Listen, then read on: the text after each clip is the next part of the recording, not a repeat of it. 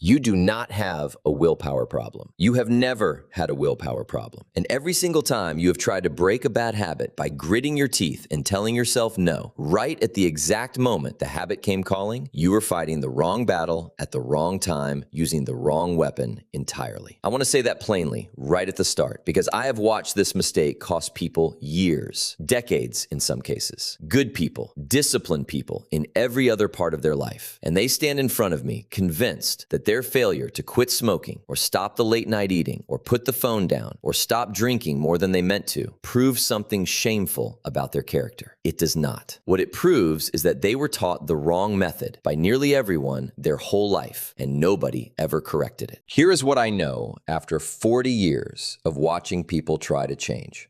Willpower is real. It exists. But it is also the single least reliable tool available to you for destroying a habit. And I am going to show you exactly why and exactly what actually works instead. And by the end of this conversation, I want the phrase, just use more willpower, to sound to you the way it actually is. Not wisdom, but a trap dressed up as advice. I want you to consider, before we go further, how many times in your own life you have made this exact mistake without ever once questioning the method itself. You decide with real sincerity that this is the week things change. You feel the resolve. It is genuine in the moment you feel it. And then, days later, when the resolve inevitably fades the way resolve always fades, you conclude that the failure was yours, a defect of discipline, a character flaw you were simply born with and other, stronger people were not. Nobody ever stops to ask whether the method itself was sound.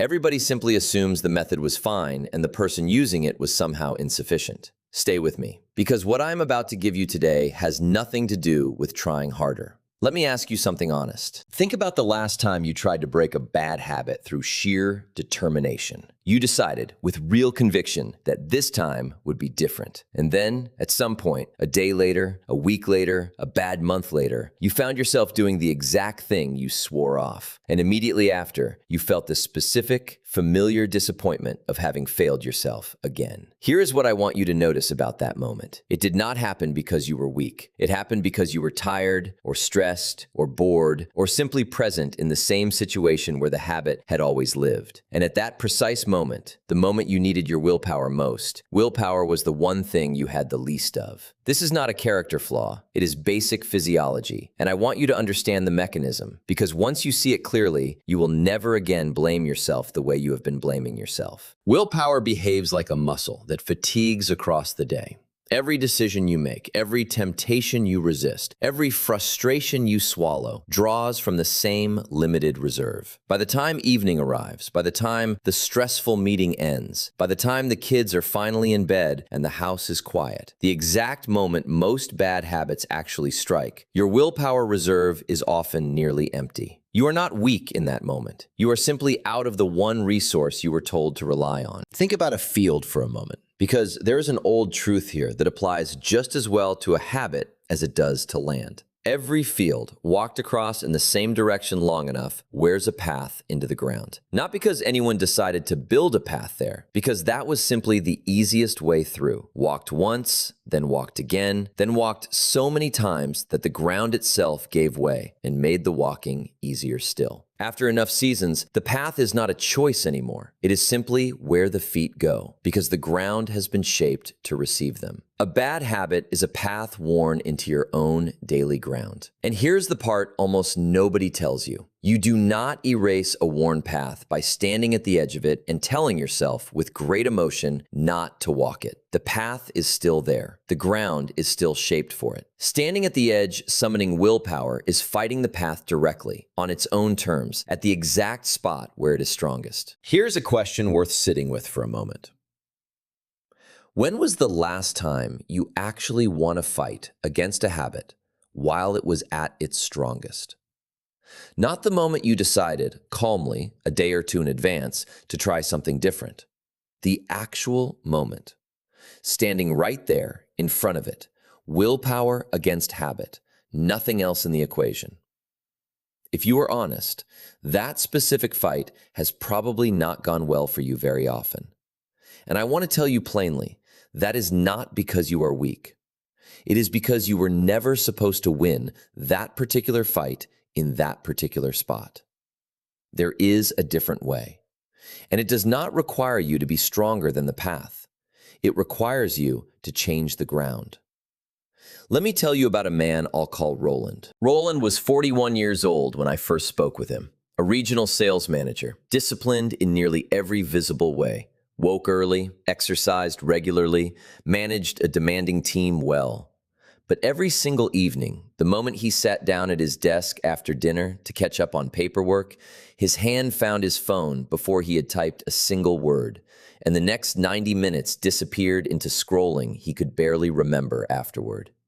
He described the specific chair to me in detail, the way a man describes something he has come to resent without quite understanding why. A leather armchair positioned beside a small side table in the corner of his home office that got the best evening light.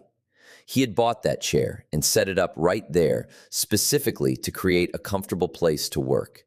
It had, without anyone intending it, become the single most reliable trigger for the exact behavior he was trying to eliminate. Roland tried to fix this the way most people try to fix things. He decided, with real sincerity, that he would simply not pick up the phone. He told himself this on a Sunday night with genuine resolve. By Tuesday, the phone was back in his hand within 4 minutes of sitting down. He tried again the following week, this time with a stricter internal speech about discipline and self-respect. The same thing happened, on almost exactly the same night, at almost exactly the same hour.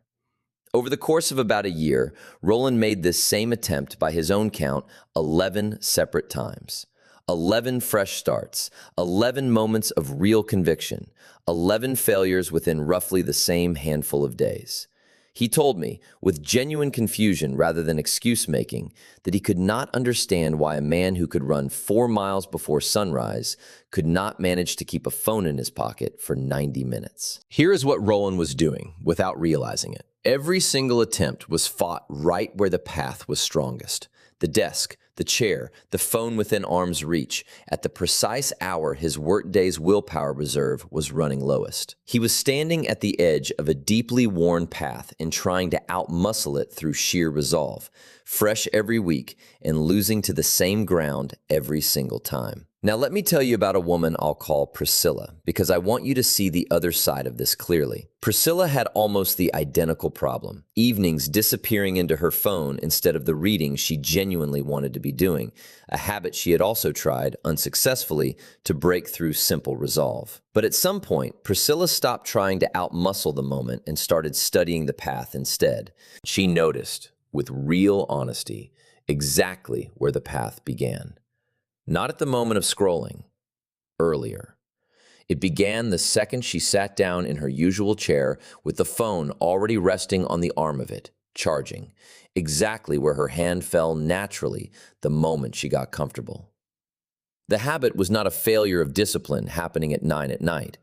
It was the predictable result of an environment built, by accident, to produce it. She told me she had spent an entire afternoon simply watching herself. Almost like a scientist observing a stranger, tracking the exact sequence of small physical motions that preceded the scrolling every single evening. Sit down, reach right toward the charger, pick up the phone before the body had even fully settled into the chair. The sequence was so automatic, so thoroughly grooved into her evening, that she realized she had never once, in years of this routine, consciously decided to check her phone. Her hand simply arrived there, the way water arrives at the lowest point in a landscape, without deliberation. So Priscilla changed the ground instead of fighting the path. She moved the charger to the kitchen, on the other side of the house. She put a book, physically, on the arm of that same chair, right where the phone used to sit. She did not rely on remembering to resist anything. She simply made the easy path lead somewhere different. The first few nights, she told me, felt strange, almost unfinished,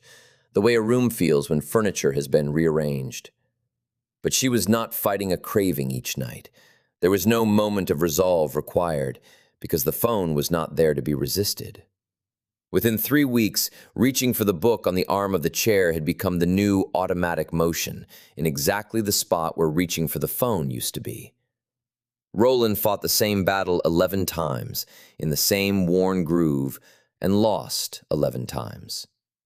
Priscilla fought the battle 0 times, because she moved the battlefield before it could begin.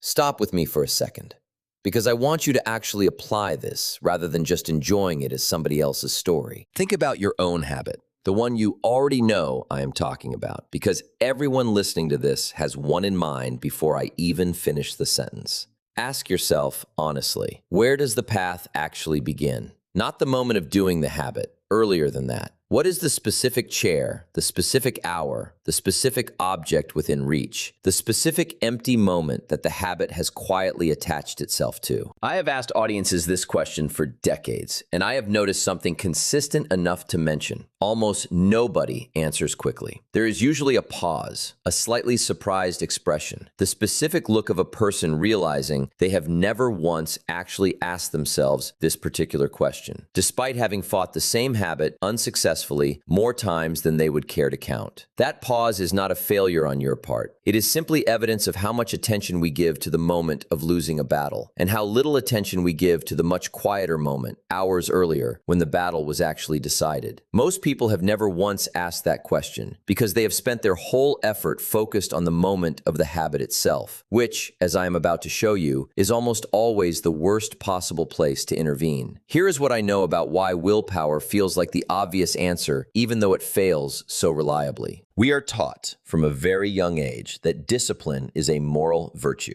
and that people who succeed at hard things are simply the ones who wanted it badly enough to grit their way through. This teaches something dangerous without anyone meaning to teach it. It teaches that relying on anything other than raw willpower is somehow cheating. That moving your chair, or hiding your phone in another room, or throwing out the snacks entirely is an admission of weakness rather than an intelligent decision. I want to correct that directly. It is not weakness to remove a temptation from arm's reach. It is precisely what every genuinely successful person I have ever studied has actually done, whether or not they described it in those terms. The willpower story is the one we tell afterward, because it sounds more heroic than the truth, which is usually something closer to, I made it so the bad choice required more effort than the good one, and then I simply took the path of least resistance, the same as anyone would. The ego does not like this explanation. The ego prefers the story where you triumphed through sheer force of character, standing at the edge of the path, refusing to walk it through willpower alone.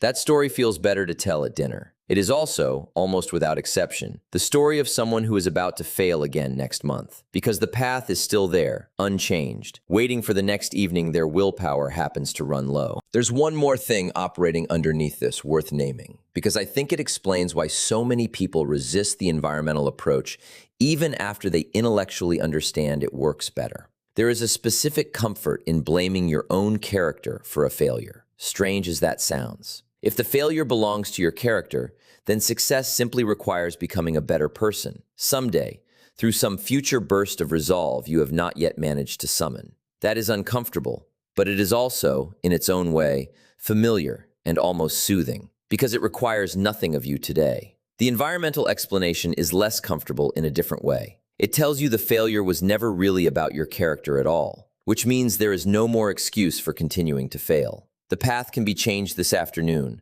with an hour of honest attention. And once you know that, the responsibility becomes considerably harder to postpone. Here is the single most important thing I'm going to tell you today. And I want you to hear it plainly, because everything else in this talk is decoration around this one idea. You cannot reliably defeat a habit at the moment it occurs. You can only reliably defeat it before it has the chance to occur at all. Read that back to yourself, because it is worth the extra second. A habit is not, in the moment it happens, actually a decision. That is the part almost nobody understands correctly. By the time you are standing in front of the open refrigerator at 10 at night, or your hand has already found the phone, or the glass is already being poured, the decision was not made in that instant. It was made days or weeks earlier, when the environment around that moment was built, piece by piece, mostly by accident, to make that specific outcome the path of least resistance. The moment of the habit is simply the automatic response firing off, exactly the way a foot falls automatically into a worn path in a field, without the walker consciously choosing that particular ground. This is why willpower fails so reliably. It shows up to fight a battle that was already decided, days earlier, by an environment nobody had deliberately designed. You are not weak for losing that fight. You were simply fighting at the wrong moment, using a resource, conscious willpower, that was never built to win a contest against automatic behavior operating on a well-worn groove. Here is the mechanism, stated as plainly as I know how to state it. Destroying a habit is not an act of resistance performed in the moment. It is an act of design performed in advance. You do not outmuscle the path. You reroute the ground long before your feet ever arrive at the place the old path used to begin. Priscilla did not defeat her phone habit at 9 o'clock at night through sheer force of will. She defeated it in the afternoon, when nobody was watching, by moving a charger from one room to another. That is the entire secret. And I want you to notice how unglamorous it is, because unglamorous is exactly what actually works. Every single time, in every single case I have studied. Let me say something about why this particular truth is so hard for people to accept, even after they have heard it stated plainly. We want the story of change to be dramatic. We want the moment of triumph to look like something worth telling. The white-knuckle resistance, the temptation faced down and defeated through pure force of character. A moved charger does not make for a very inspiring story around the dinner table. But I have sat across from enough people who actually succeeded over enough years to tell you with complete confidence that nearly every one of their real victories looked exactly this unremarkable from the outside. Quiet, practical, decided hours or days before the moment it appeared to matter.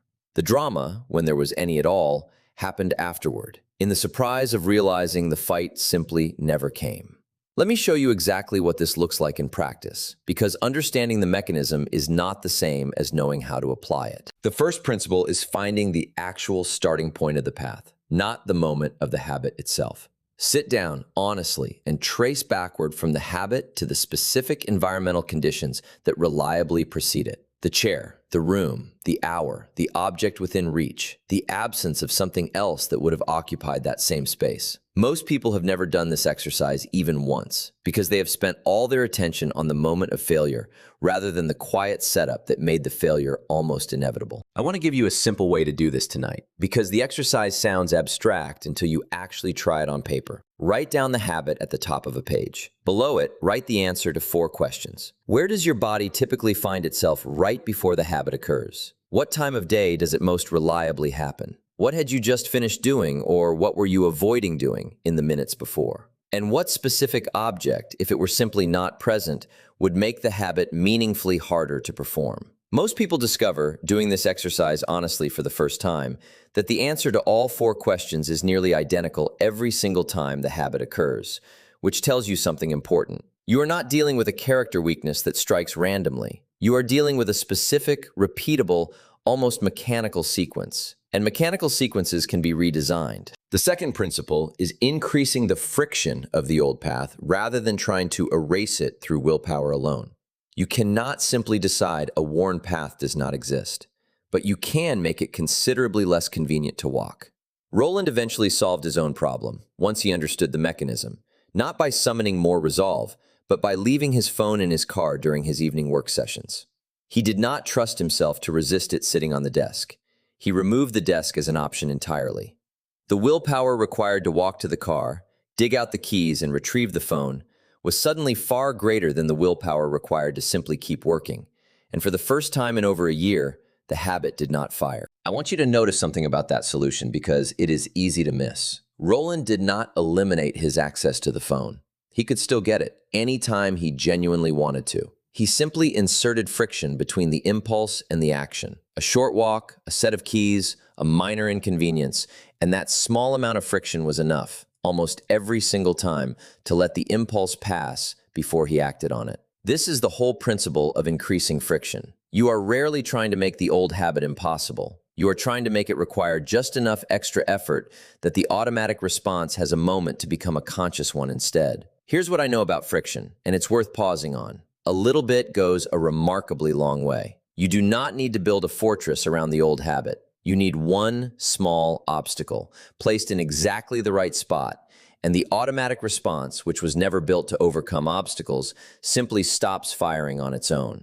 The third principle is decreasing the friction of the new, better path so it becomes the easier choice rather than simply the more virtuous one. Priscilla did not just remove the phone. She placed the book exactly where the phone used to sit, so the new behavior required the same amount of effort as the old one, or less. This detail matters more than people expect. A better habit that requires more effort than the bad one it is replacing will lose to the bad habit almost every time, regardless of how much you want the better outcome. I have watched people undermine an otherwise excellent redesign by failing to honor this third principle specifically. A man I knew wanted to replace his habit of buying fast food on the drive home with cooking a proper dinner instead. He removed nothing from the old path. The drive-through was still exactly as convenient as it had always been, while making the new path considerably harder, requiring him to plan meals in advance, shop for ingredients he did not usually keep on hand, and cook after an already long day. The fast food remained easy. The good habit remained hard. He lasted 11 days. The lesson is not that he lacked commitment. The lesson is that he built a race between an easy path and a hard one, and the easy path was always going to win that race, every single time, regardless of how much he wanted the harder one to win instead. The fourth principle is designing the change during a moment of high willpower, not a moment of temptation. This is the part Roland missed for an entire year. He kept trying to make the change at 9 at night, in the exact chair, at the exact moment his resolve was weakest. The actual redesign, the removing, the moving, the rearranging, should happen in the morning or the afternoon, whenever your reserve of willpower is naturally highest, because you are not fighting the habit in that moment. You are simply rearranging furniture, which requires almost no willpower at all. And the rearranged furniture then does the fighting for you, every single evening, without requiring a fresh supply of resolve. I want to leave you with a simple way to remember this fourth principle, because I think it is the one most people forget to apply, even after they understand the other three. Never try to solve tonight's problem tonight. Solve tonight's problem this morning, while you still have the clear head and the available resolve to actually do it well. By the time evening arrives and the old path calls to you, the work should already be finished, quietly, hours earlier, by a version of you who was not under any pressure at all. I want to address something directly, because I know exactly what some of you are thinking right now. You are thinking, Jim, this sounds reasonable for a phone habit or an evening snack, but my habit is more serious than that, and surely something that serious requires real willpower, not just moving a chair around. I want to answer that honestly rather than dismiss it. You are right that some habits carry consequences far more serious than a wasted evening. And I am not standing here telling you that environment design alone resolves every single case, particularly the ones involving genuine physical dependency, where professional support is not optional, it is necessary. And I want to say that plainly rather than imply otherwise. But here is what I have found to be true across every serious case I have studied, where lasting change actually held. Even in the hardest cases, the ones that also required real professional support, the environmental redesign was never absent. It was simply operating alongside the harder work, not instead of it. The person who finally succeeds removes the bottle from the house, changes the route home so it no longer passes the familiar bar, tells the friends who unknowingly reinforce the habit that the evenings together need to look different now. The willpower still matters in the hardest cases, but even there, it is never carrying the whole weight alone.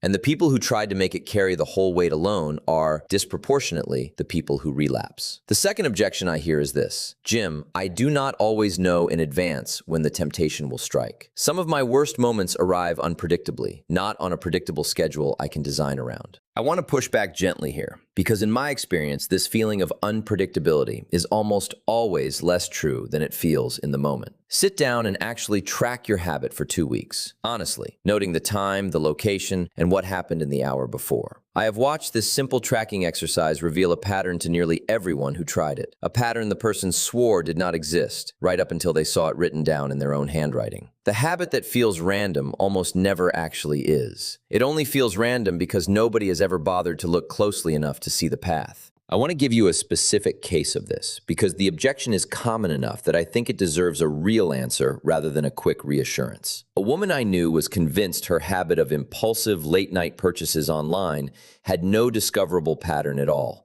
It simply happened, she told me, whenever it happened. I asked her to track it anyway, for 2 weeks, out of respect for the exercise rather than genuine belief it would reveal anything. By day 9, the pattern was unmistakable, staring back at her from her own notebook. Every single instance had occurred on a night she had eaten dinner alone, scrolling on the couch, within roughly 40 minutes of finishing the meal. The habit she had spent years experiencing as pure randomness was, in fact, one of the most reliable patterns I have ever seen documented in 2 weeks of honest tracking. She had simply never looked closely enough in all those years to notice it. I want you to sit with that for a moment, because it applies to more than online shopping. Most of what feels random in your own life is not actually random. It only feels that way because nobody has ever sat down with real honesty and a pencil and looked closely enough to see the pattern hiding in plain sight. The third objection, and I regard this one as the most serious. Jim, I have tried redesigning my environment before, and the habit found a new path anyway. This is a real and important point, and I want to answer it precisely rather than with false comfort.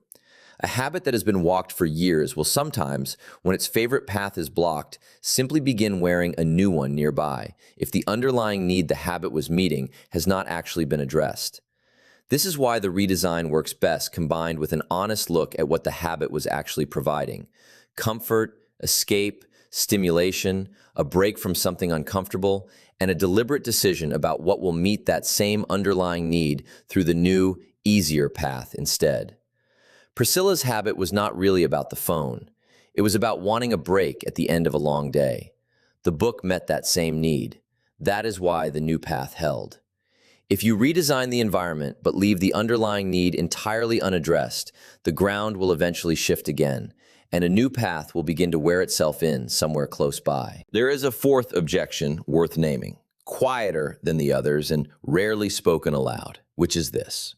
Jim, all of this sounds like it requires a lot of upfront thought and planning. And part of what I like about willpower, when it works, is that it feels simple. I do not want to turn breaking a bad habit into a research project. I understand the appeal of that simplicity, and I want to answer honestly rather than dismiss the concern. The mapping exercise I described earlier does take some genuine, honest attention, perhaps 20 minutes, once. But compare that 20 minutes against the 18 separate attempts Gwen made over 4 decades, each one requiring its own fresh burst of resolve, its own fresh disappointment, its own fresh conviction that something was wrong with her character. 20 minutes of honest mapping, done once, is considerably simpler over the long run than repeating the same failed method 18 times and calling the repetition simplicity. I want to tell you about one more person before we close, because I think her story sharpens everything I have said into a single,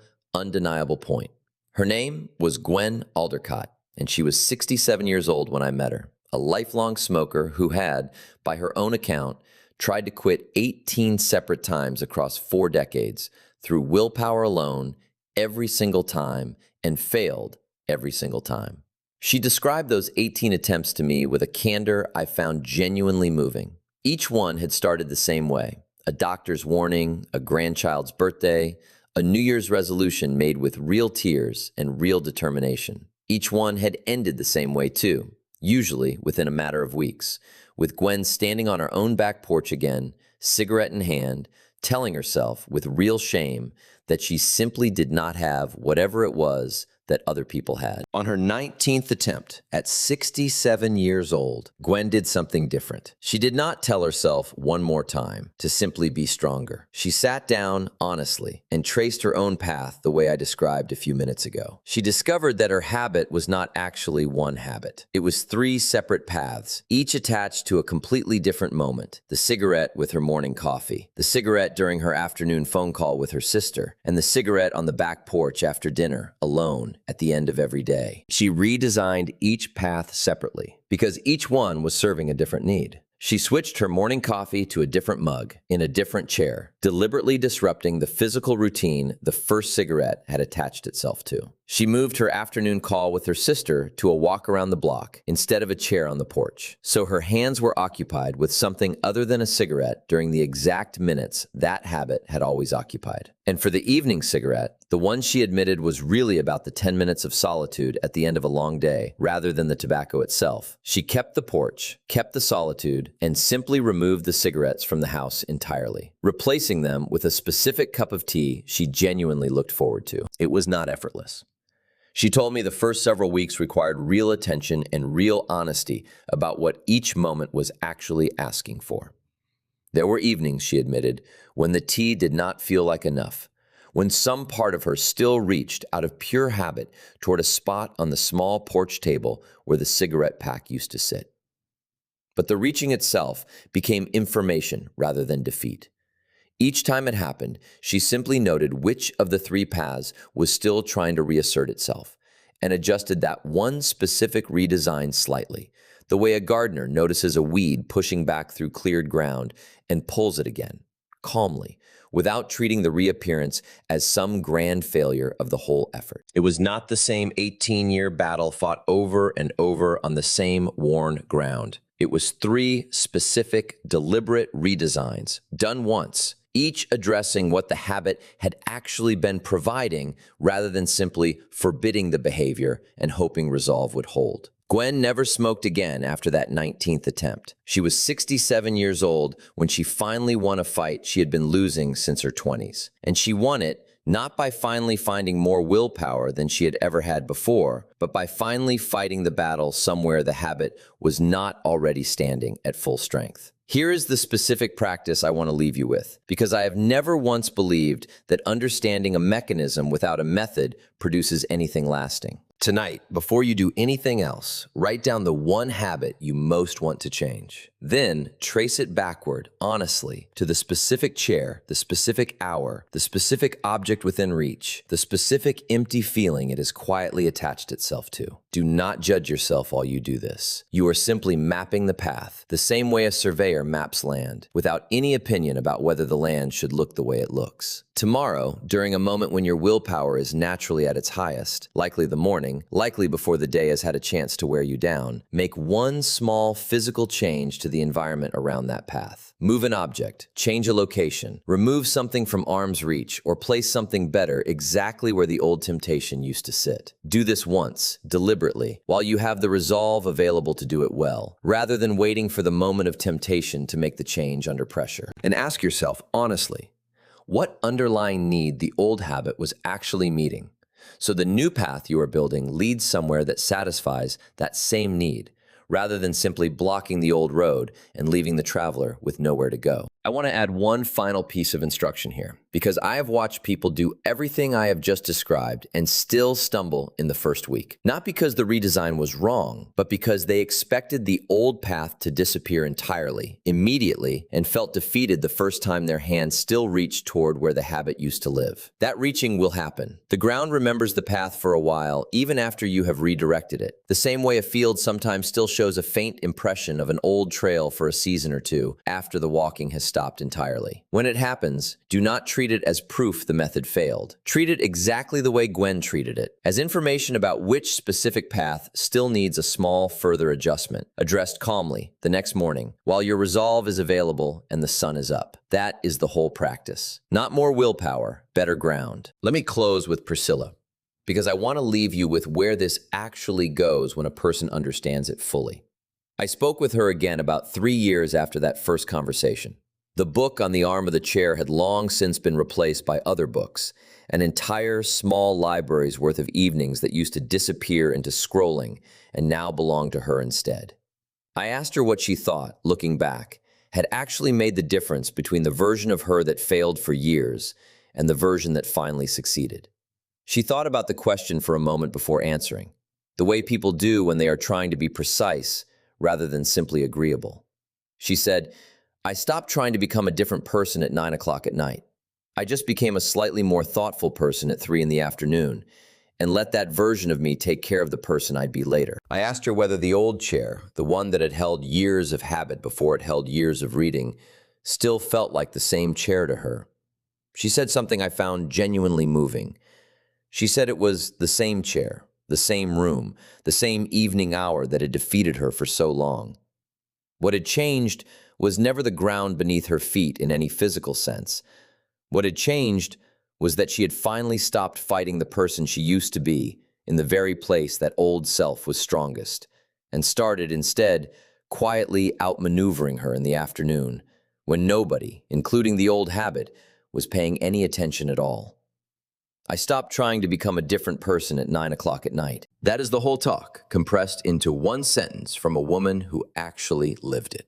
You do not need more discipline than you currently have. You do not need to find some deeper reserve of character that has been missing your entire life. You need to stop meeting the habit on its own ground, at its own strongest hour, and start meeting it earlier, quietly, at a moment when you are not actually fighting anything at all. The path is still there tonight, in whatever room your habit lives in. It has been there a long time, and it will still be there tomorrow morning if you let it. But you do not have to fight it tonight. You do not have to fight it at all. You only have to change the ground, once, while your resolve is strong, and let the new path do the rest of the work for every single evening that follows. Thank you.